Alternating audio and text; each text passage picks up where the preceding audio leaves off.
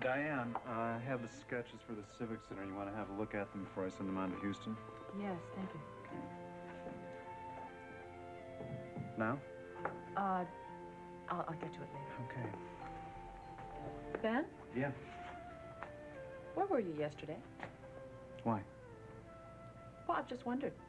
I called you at home and you weren't there. Oh, well, something came up. I had to go out of town.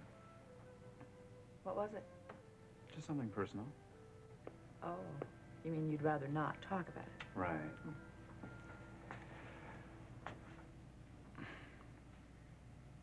Diane, excuse me. You work pretty closely with some outside law firms, don't you? Mm-hmm. Could you recommend a lawyer? Eve has filed for divorce. I got the papers the other day. I never expected her to go through with it. Sure. I can probably recommend a couple of good people. Let me think about it. Okay. Thank you. I'm sorry.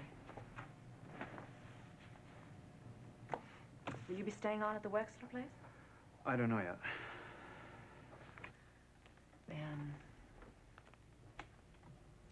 I know you feel bad about what's happened, but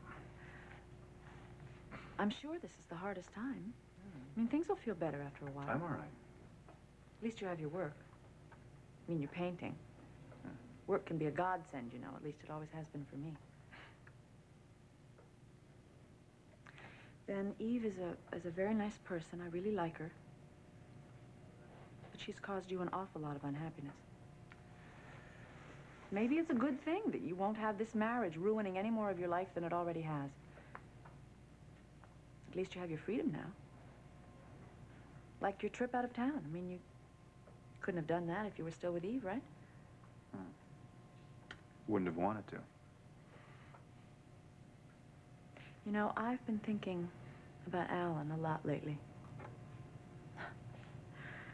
He had a lot of problems as a human being, but one of the things I always admired about him was that he lived life very fully, very passionately. I think maybe you could take a lesson from him. I mean, we all could, really.